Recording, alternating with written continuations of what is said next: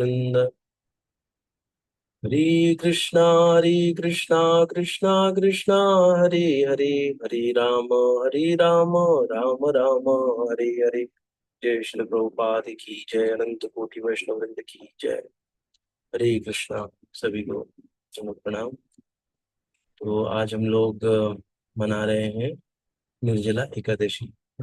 ये हमारे लिए एक उत्सव है और हम लोग बेसब्री से इस एकादशी का वेट करते हैं, जिसमें हम लोग बिना जल पिए उपवास रखते हैं।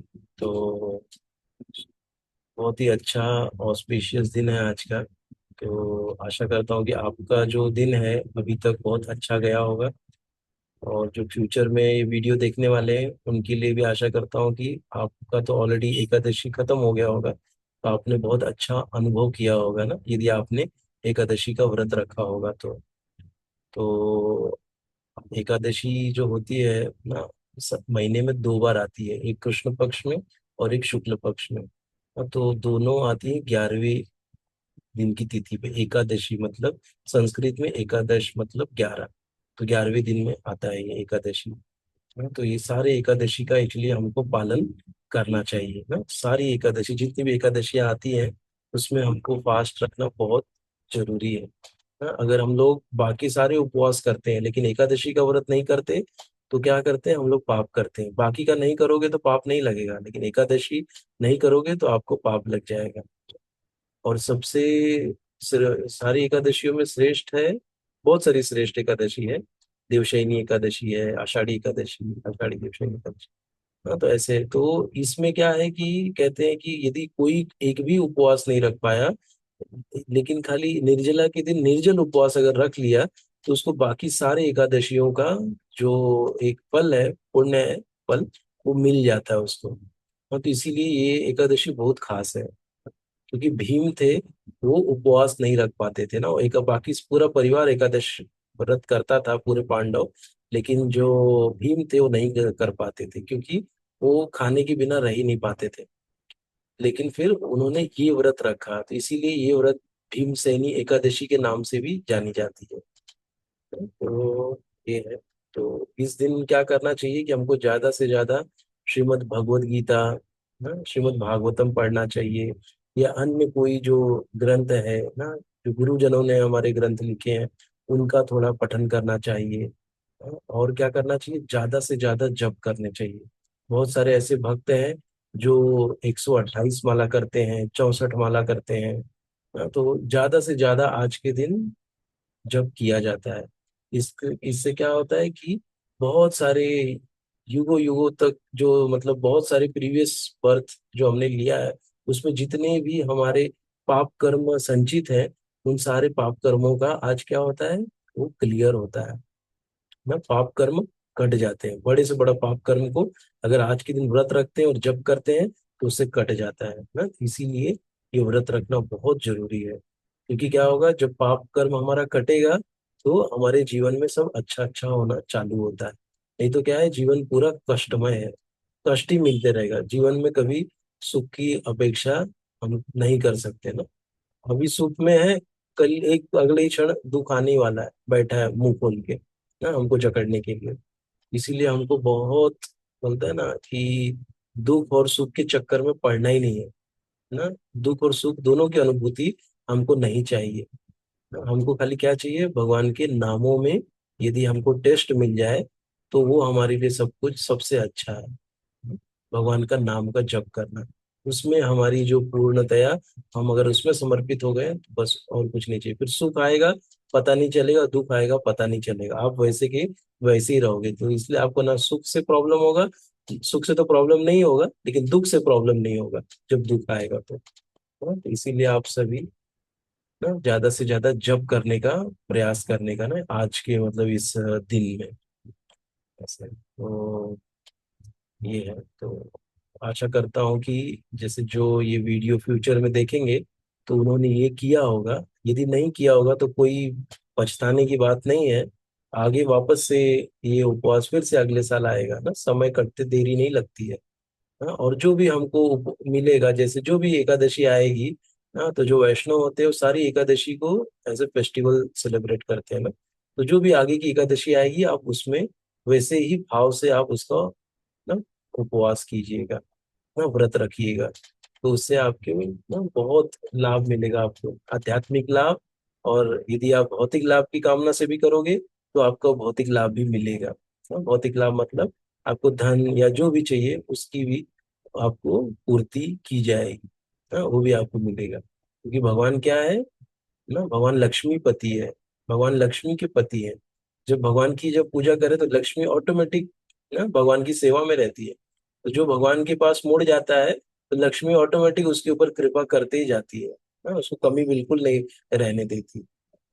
लेकिन जो खाली लक्ष्मी के पीछे है ना, जो विष्णु को छोड़ दिया है, जिसकी सेवा में लक्ष्मी स्वयं लगी है, तो उसका तो मतलब ना मिलेगा, थोड़ा बहुत मिल जाएगा, बाद में उसका बेड़ा गर्द हो जाएगा ना, उसको कुछ बाद में ज्यादा दिन तक वो नहीं उसको मिलने वाला है सब कुछ ना।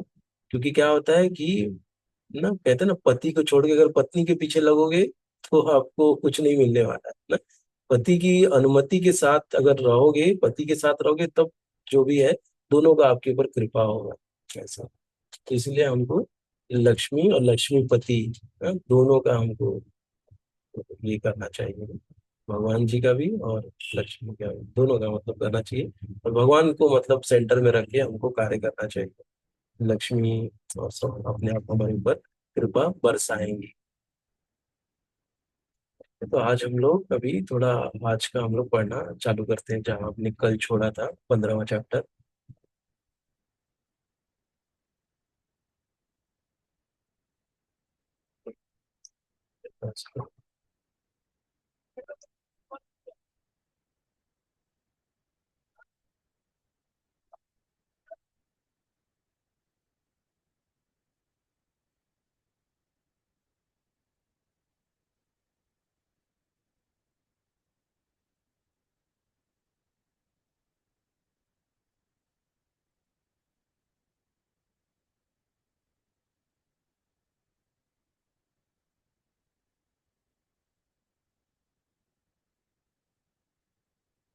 पढ़ा था और यहाँ तक हमने पढ़ा था, दूसरा पॉइंट से पढ़ना चालू करेंगे। हमने क्या पढ़ा था कि दुष्कृतनों के बारे में पढ़ा था ना, जो दुष्ट लोग होते हैं उनके बारे में पढ़ रहे हैं, जो भगवान से हमेशा दूरी बनाए रखते हैं। ऐसे लोगों की पहचान कैसे होती है, उसके लिए भगवान ने उनके सारे मतलब बोलते हैं ना कैरेक्टरिस्टिक बताए यहाँ पे ना, जो दुष्ट होते हैं वो कैसे होते हैं। वो मुझे नहीं मानते, मतलब भगवान को नहीं मानते दुष्ट लोग। वही बताया, न माम दुष्कृतिनो मूढ़ा प्रपद्यन्ते नराधमा मायया अपहृत ज्ञाना आसुरम भावम आश्रिता। जो निपट मूर्ख हैं, जो मनुष्यों में अधम है, जिनका ज्ञान माया द्वारा हर लिया गया है, तथा जो असुरों की नास्तिक प्रकृति को धारण करने वाले हैं, ऐसे दुष्ट मेरी शरण ग्रहण नहीं करते। जो दुष्ट होते हैं वो भगवान की शरण में कभी नहीं आते ना। वो जहाँ पे भी भगवान का सत्संग चल रहा है उसके दूर ही दूर दिखेंगे, नजदीक नहीं आएंगे। हाँ? क्यों? क्योंकि मन में पाप है। हाँ? वही लोग नहीं आते। वो लोग को पता है कि यहाँ पे चल रहा है, फिर भी वो नहीं आएंगे। हाँ? कितना मतलब अच्छा है ना, वहाँ पे कुछ अच्छा आपको मिलने वाला है, आध्यात्मिक चर्चा हो रही है, लेकिन उसमें उनको इंटरेस्ट नहीं वहाँ पे। क्यों? क्योंकि वहाँ पे उनको धन नहीं मिलने वाला है ना। कुछ लोग होते हैं जो धन के काम ही रहते हैं, धन की इच्छा रहती है ना? उनको धन चाहिए खाली, वो धन नहीं है तो वहाँ पे क्यों टाइम वेस्ट कर रहे हो, ऐसा होता है। लेकिन धन तो उनको कहाँ पे आएगा, खाली इसी जीवन में काम में आएगा ना। मरने के बाद वो नोट वोट तो कुछ लेके नहीं जा सकते हैं ना, लेकिन ये जब पड़े रहेंगे इसको साथ में लेके जा सकता है व्यक्ति ना। जितना अभी जप किया रहेगा, जितना किया रहेगा, ये सब कुछ भी नश्वर नहीं है। ये आपका जब ये शरीर छूटेगा, उसके साथ में आपने जो आध्यात्मिक ज्ञान अर्जित किया है वो छूटेगा नहीं, वो आपके साथ में जाएगा ना। तो इसीलिए ये समझना बहुत जरूरी है ना। तो हम जिससे भी मिलते हैं हमको ये चीज उसको समझाना चाहिए ना, ये कितना जरूरी है आध्यात्मिक ज्ञान। चलिए हम लोग पढ़ते हैं जहाँ पे हमने छोड़ा था। ये मूड के बारे में बताए थे ना, गधे का एग्जाम्पल था ना, गधी ना, कैसे वो गधी से लात खाता है फिर भी उसके पीछे पीछे रहता है, और फिर ना भार भाई एक खाली थोड़ा खाना मिलेगा उसके लिए वो अहर्निश, मतलब मुंह से जब तक फेस ना निकल आए तब तक वो बेचारा काम करते रहता होगा था ना। वैसे ही अगर हम लोग भी 15-15 16-16 घंटे कंप्यूटर पे बैठ के काम करेंगे तो उस गधे से कम हम नहीं है जितना हमको मिल रहा है ज्यादा की लालच नहीं रहनी चाहिए, वह ज्यादा पैसा मिले। जितना मिल रहा है उसमें संतुष्ट रहिए ना, और ज्यादा से ज्यादा समय भक्ति में लगाइए, ये जरूरी ज्यादा है। तो आगे चलते हैं, हम लोग पढ़ते हैं इधर से। दूसरे प्रकार के दुष्कृति नराधम अर्थात अधम व्यक्ति कहलाता है। नर का अर्थ है मनुष्य, मनुष्य और अधम का अर्थ है सबसे नीच। 84 लाख जीव योनियों में से 4 लाख मानव योनियां हैं। इनमें से अनेक निम्न मानव योनियां हैं, जिनमें से अधिकांश असंस्कृत है। सभ्य मानव योनियां वे हैं जिनके पास सामाजिक, राजनीतिक तथा धार्मिक नियम है। सभ्य है जिसके पास राजनीति है, सामाजिक और धार्मिक है, वो सब मानव की योनियां। नहीं तो ऐसी भी मानव योनियां हैं जो क्या है, एकदम असंस्कृत है, जिनको कुछ पता ही नहीं है ना। जैसे हम आदिवासी, ये लोग को भी हम इसमें कंसिडर कर सकते हैं ना, जिनको कुछ भी पता नहीं है भगवान क्या है, या अलग तरीके से वो लोग अपना करते होंगे। जो मनुष्य सामाजिक तथा राजनीतिक दृष्टि से उन्नत है किंतु जिनका कोई धर्म नहीं होता, वे नराधम माने जाते हैं। सामाजिक और राजनीतिक दृष्टि से बहुत उन्नत है लेकिन कोई धर्म नहीं है, तो क्या है, वो नराधम है। धर्म ईश्वर विहीन नहीं होता, क्योंकि धर्म का प्रयोजन परम सत्य को तथा उसके साथ मनुष्य के संबंध को जानना है। धर्म बोलेंगे हम, मैं धर्म को मानता हूँ ना, लेकिन ईश्वर को नहीं मानता हूँ, तो ऐसा नहीं चलेगा। धर्म ईश्वर विहीन नहीं होता है। धर्म अर्थात ईश्वर, भगवान ही क्या है। धर्मंतु साक्षात भगवत परिणीतम। धर्म क्या है, साक्षात भगवान की वाणी है ना। भगवान, अगर आप धर्म को मान रहे हो लेकिन भगवान की वाणी को ही नहीं मान रहे हो, तो आप धर्म को कैसे मान रहे हो। धर्म ही भगवान की वाणी, भगवान ही बोले हैं। तो आपको भगवान बोले तो भगवान को तो मानना ही पड़ेगा ना। ऐसे धर्म ईश्वर विहीन नहीं होता, क्योंकि धर्म का प्रयोजन परम सत्य को तथा उसके साथ मनुष्य के संबंध को जानना है। गीता में भगवान स्पष्टतः कहते हैं कि उनसे परे कोई भी नहीं और वे ही परम सत्य है ना। एक ये पॉइंट छूट गया कि धर्म का प्रयोजन परम सत्य को तथा उनके साथ मनुष्य के संबंध को जानना है ना। परम सत्य कौन है, भगवान है ना, उनको जानना, और क्या है, उनके साथ हमारा संबंध क्या है ना। एक मालिक का नौकर का, जैसे हम समझते हैं, हम दास है, भगवान मालिक है। ये जो संबंध है इसको समझना जरूरी है ना। या हम उनकी संतान है, ये संबंध है ना। वो हमारे परम पिता हैं, ये संबंध है। ये संबंधों को जानना बहुत जरूरी है ना, जब आप धर्म को जब समझ रहे हो तो। गीता में भगवान स्पष्टता कहते हैं कि उनसे परे कोई भी नहीं है और वे ही परम सत्य है। बराबर, इसमें भी कोई हमको शक नहीं है। मनुष्य जीवन का सुसंस्कृत रूप सर्वशक्तिमान परम सत्य श्री भगवान कृष्ण के साथ मनुष्य की विस्मृत भावना को जागृत करने के लिए मिला है। फिर से पढ़ते हैं, मनुष्य जीवन का सुसंस्कृत रूप सर्वशक्तिमान परम सत्य श्री भगवान के साथ मनुष्य की विस्मृत भावना को जागृत करने के लिए मिला है। बराबर, क्योंकि हम क्या है, भगवान को भूल गए हैं। भगवान कौन है ना, भगवान के साथ हमारा संबंध क्या है, इसको भूल गए हैं ना। इस धरा पे आके, इस भौतिक जगत में आके, तो उस संबंध को फिर से स्थापित करना है ना। तो वही वही इंपॉर्टेंट है ना, वही मनुष्य जीवन का एक्चुअली लक्ष्य है कि जो संबंध छूट गया है उसको फिर से स्थापित किया जाए। जो भगवान को भूल गए हैं उसको जागरूक करना।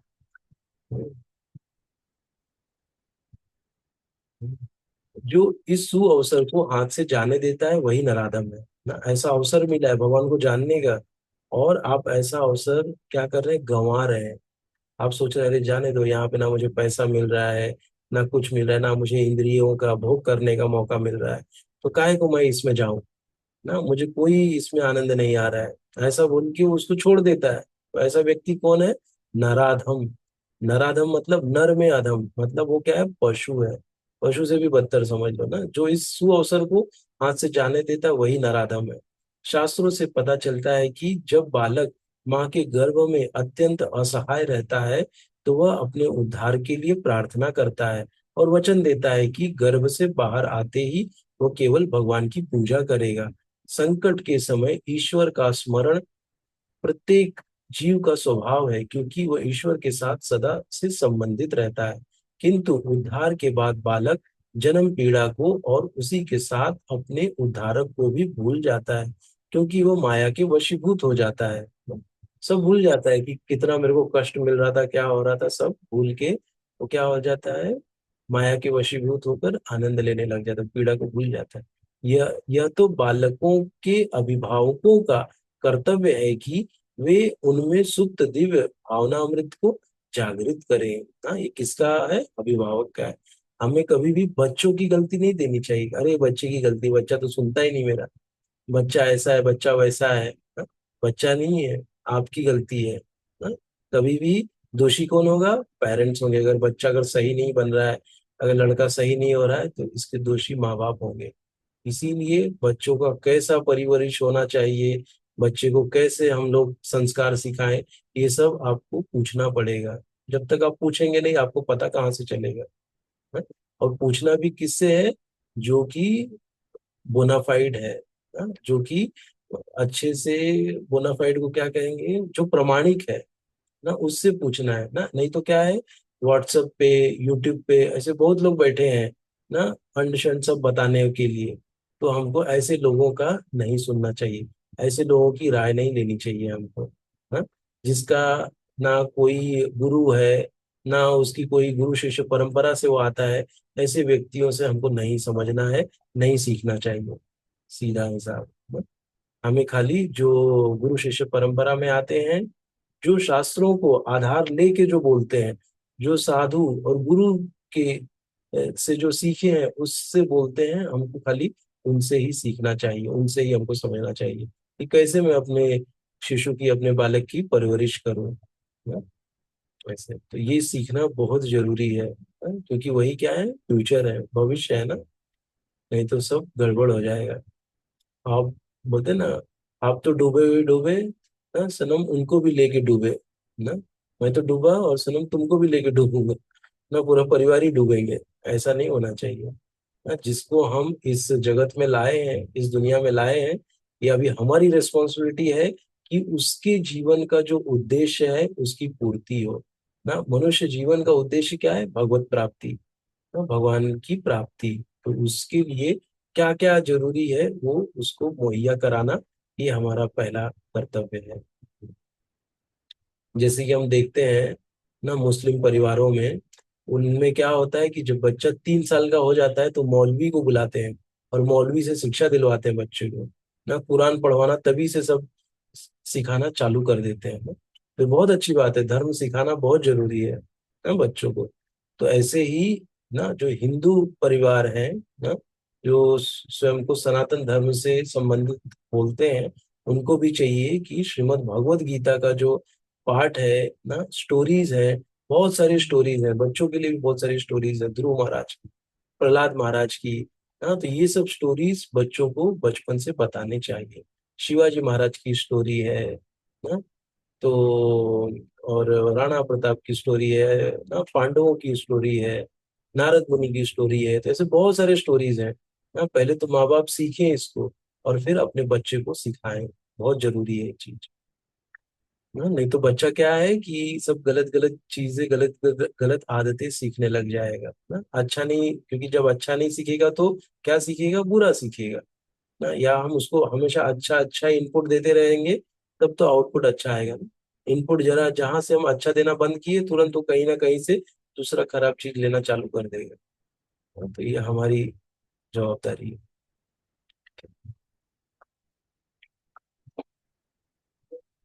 वर्णाश्रम पद्धति में मनुस्मृति के अनुसार ईश भावनामृत को जागृत करने के उद्देश्य से 10 शुद्धि संस्कारों का विधान है, जो धर्म का पथ प्रदर्शन करते हैं, किंतु अब विश्व के किसी भी भाग में किसी भी विधि का दृढ़ता पूर्वक पालन नहीं होता और फलस्वरूप 99.9% जनसंख्या नराधम है ना।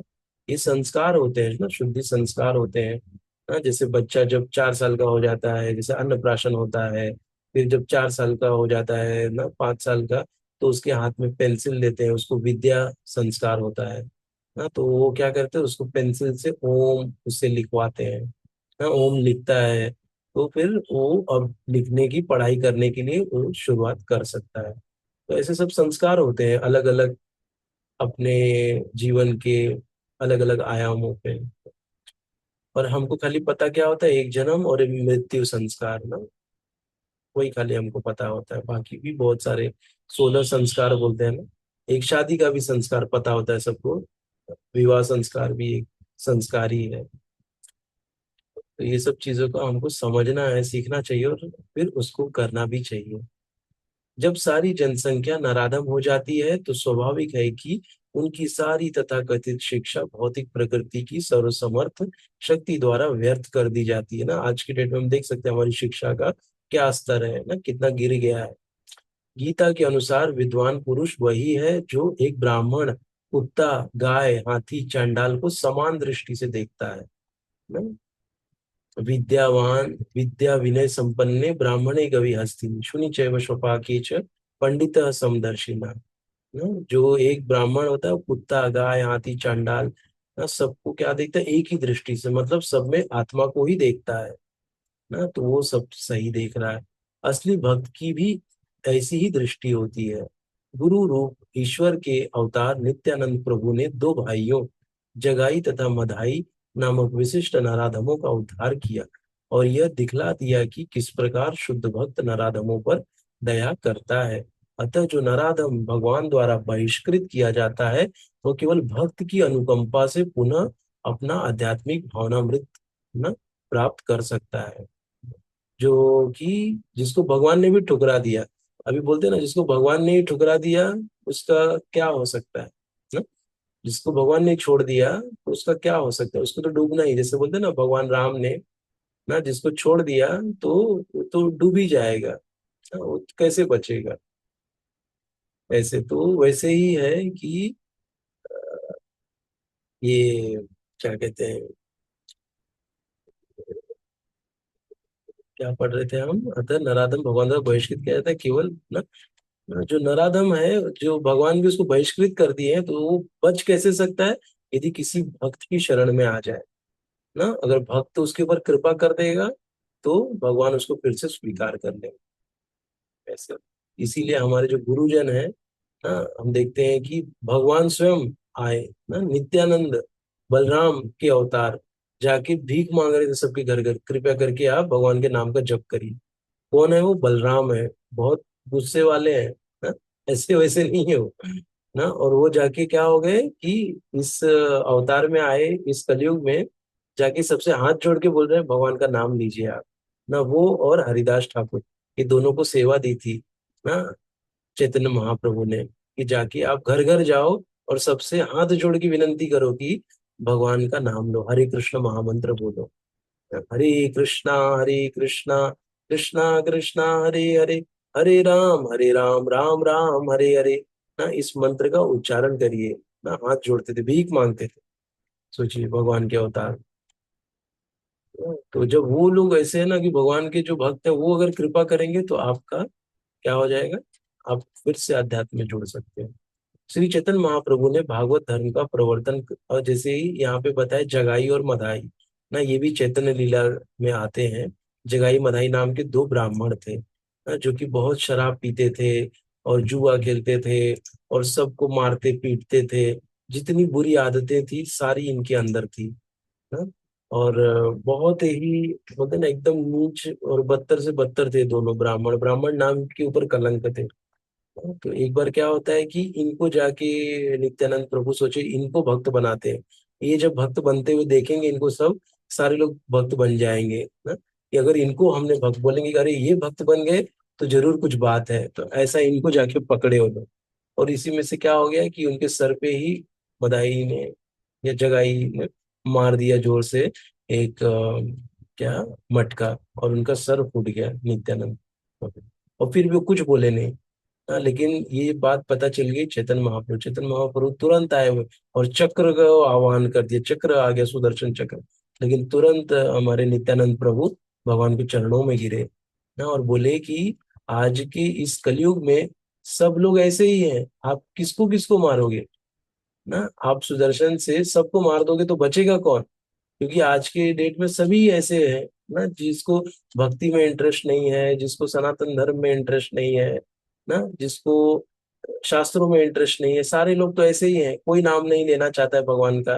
तो आप क्या सबको मारोगे क्या ना। हमारा अवतार इसके लिए नहीं हुआ है, हमारा अवतार इनका उद्धार करने के लिए हुआ ऐसे तो वो फिर उनको शांत करते हैं और फिर उनके ऊपर कृपा करते हैं। उसके बाद दोनों का जीवन परिवर्तित हो जाता है, दोनों भक्त बन जाते हैं, बहुत बड़े भक्त बन जाते हैं और भगवान का नाम जप करने लग जाते हैं। इनका अभी प्रयागराज में ये दोनों की समाधि है, जगाई मदाई की, सब लोग जाते हैं, फूल माला चढ़ाते हैं इनकी समाधि में। ऐसे तो देखिए मतलब कैसे भगवान की कृपा हुई तो इतना नीच नराधम भी उस वो भी भक्त बन गया भगवान का। हम्म। श्री चैतन्य महाप्रभु ने भागवत धर्म का प्रवर्तन करने की संस्तुति की है कि लोग विनीत भाव से भगवान के संदेश को सुने। इस संदेश का सार भगवत गीता है ना। भगवत गीता क्या है? सार है, सारे शास्त्रों का सार है भगवत गीता। इसीलिए भगवत गीता हम जैसे कलयुग के जो प्राणी है ना, मनुष्य, उनके लिए सबसे आसान है ये सुनना पढ़ना, है ना? क्योंकि हम लोगों के लिए समय नहीं ना, हमारे पास, बोलते हैं हमारे पास समय नहीं है, इसीलिए हमारे लिए ये है भगवत गीता। सार है, इसमें सब सार रूप में दिया गया है। विनीत भाव से श्रवण करने मात्र से अधम मनुष्य का उद्धार होता है, किंतु दुर्भाग्यवश वे इस संदेश को सुनना तक नहीं चाहते, ना कोई सुनना नहीं चाहता है। ना परमेश्वर की इच्छा के प्रति समर्पण करना तो दूर रहा, ये नराधम मनुष्य के प्रधान कर्तव्य की डटकर अपेक्षा करते हैं, उपेक्षा करते हैं। ना? हम देख सकते हैं कि आज के डेट में भी ऐसे बहुत सारी माताएं भी होंगी या प्रभु जी भी होंगे जो कि ना कोई सीरियल आ रहा है, वो सीरियल हमारा मिस नहीं होना चाहिए, उसके लिए हम सत्संग मिस कर देंगे चलेगा ना, लेकिन वो सीरियल मिस नहीं होना चाहिए हमारा। टीवी सीरियल जो आता है ना, आधा तो चौपट हमारे लिए वही कर दिया, अभी वही असुर है हमारे, बोलते हैं ना ये 90s और अभी 2000 पूरा सब इन्होंने ही पूरा मतलब संस्कृति बिगाड़ दी हमारी, टीवी सीरियल्स ने ना। ऐसे तो ऐसे बहुत सारे हैं जो कि एक्सक्यूज देते, बाबा बोलेंगे नहीं लेकिन अंदर से मकसद वही होगा कि बाबा ये मेरा सीरियल है, ये सीरियल मेरा मिस नहीं होना चाहिए, उसके लिए सत्संग जाने दो ना, क्या होगा मेरा सुन के, क्या हो जाएगा, ऐसी भी धारणा होती है ना। भगवान तो दुख ही दे रहे हैं, जान दो, दुख झेलने की आदत पड़ेगी, दुख झेलते रहूंगी। हाँ? अरे आप अभी दुख झेल रही हो, अगले जन्म में भी आपको दुख झेलना पड़ेगा ना, आपको चलेगा क्या? वैसे ये इस बार भी इतना, अगले वापस से बचपन से फिर से चालू करना, फिर से वही सब, तो बहुत, ये नहीं होना चाहिए ना, ऐसा भावना नहीं होनी चाहिए। हाँ? जीवन अपना सुधरना चाहिए।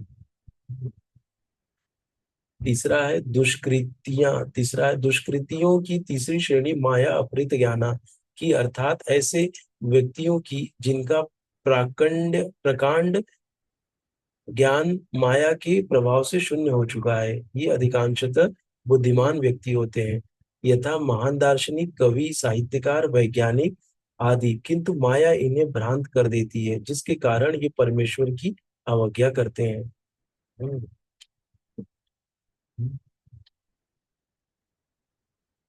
ना ये क्या होते हैं? बुद्धिमान व्यक्ति होते हैं, महान दार्शनिक, कवि, साहित्यकार ना, लेकिन क्या होता है, परमेश्वर की आदेश का पालन नहीं करते, बहुत ज्ञान है, भगवान को नहीं मानते। ये प्रॉब्लम है ये लोग का। तो ऐसा ज्ञान होके क्या फायदा जब वो भगवान को ही नहीं मान रहे। इस उसी को दुष्कृति बोला गया है। इस समय माया अपहृत ज्ञाना की बहुत बड़ी संख्या है, यहाँ तक कि वे भगवत गीता के विद्वान के मध्य भी, गीता में अत्यधिक सीधी सरल भाषा में कहा गया है कि श्री भगवान ही भगवान है, न तो कोई उनके तुल्य है, न ही उनसे बड़ा ना। गीता में सीधा ये घोषित किया है ना, वे समस्त मनुष्यों के आदि पिता है, अहम बीज प्रद पिता ना, बीज प्रद पिता, पिता ब्रह्मा के भी पिता बताए गए हैं, वास्तव में वे ही ब्रह्मा के नहीं अपितु समस्त जीव योनियों के भी पिता हैं। वे निराकार ब्रह्म तथा परमात्मा के मूल है और जीवात्मा में स्थित परमात्मा उनका अंश है।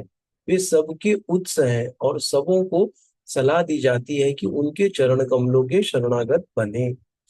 इन सब कथनों के बावजूद ये माया अपहृत ज्ञाना भगवान का उपहास करते हैं और उन्हें सामान्य मनुष्य मानते हैं।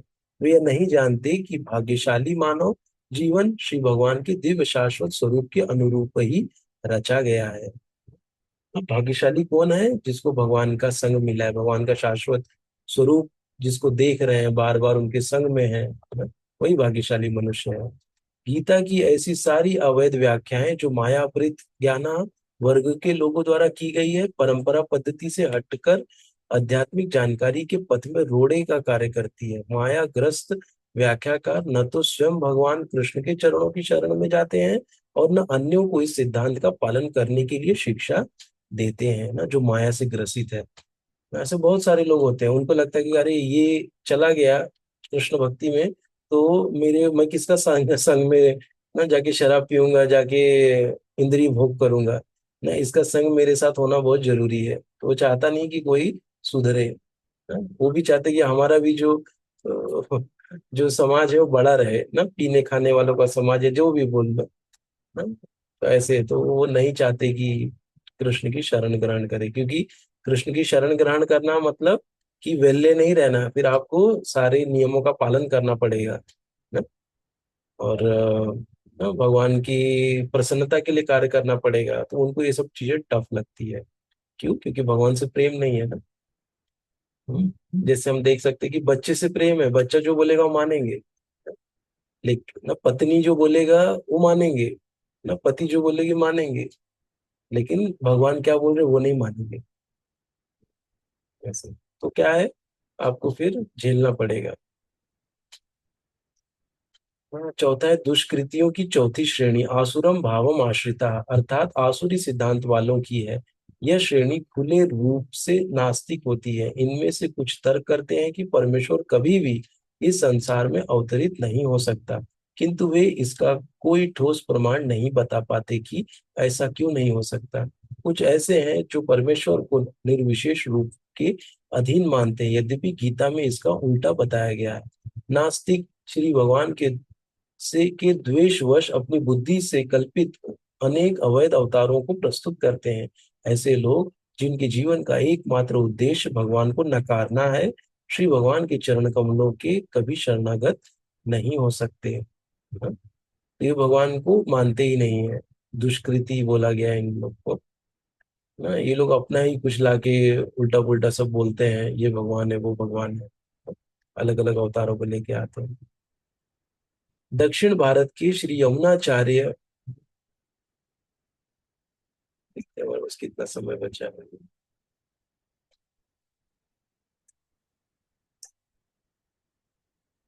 5 मिनट है मेरे पास, पढ़ ले दो। दक्षिण भारत के श्री यमुनाचार्य अलबंदरु ने कहा है, हे प्रभु, आप उन लोगों द्वारा नहीं जाने जाते जो नास्तिक सिद्धांतों में लगे हैं।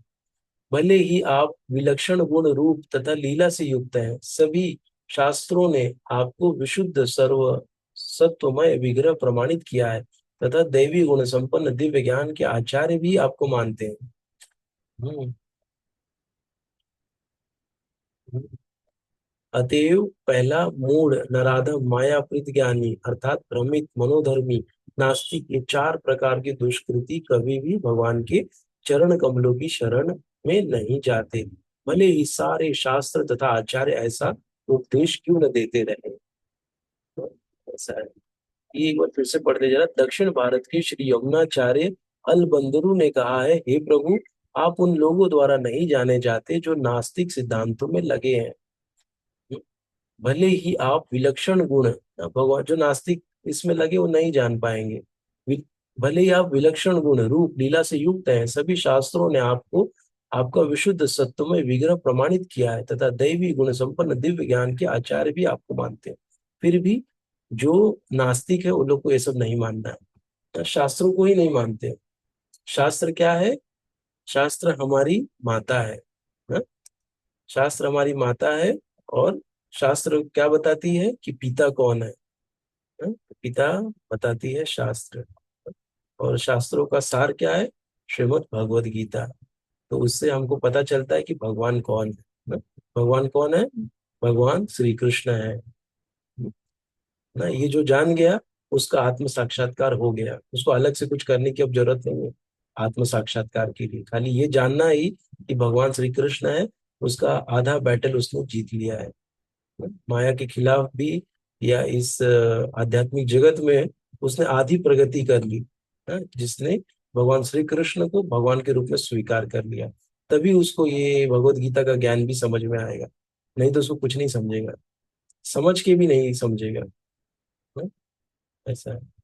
वो जितना आगे चलेगा उतना वो भगवान से दूर होते जाएगा, क्योंकि भगवान श्री कृष्ण को मान ही नहीं रहा है। तो भगवान की पीठ दिखा के आगे आगे चल रहा है, तो वो भगवान से दूर दूर होते जाएगा। इसीलिए हमको भगवान श्री कृष्ण को भगवान रूप में पहले स्वीकार करो, और फिर श्रीमद् भगवद गीता को पढ़ना चाहिए। इससे हमारा आधा आत्म साक्षात्कार हो गया, ऐसा मानते हैं। तो आज हम लोग यहीं तक पढ़ते हैं। आपको किसी को कुछ बोलना है, या कोई कमेंट है, या कोई प्रश्न है किसी का?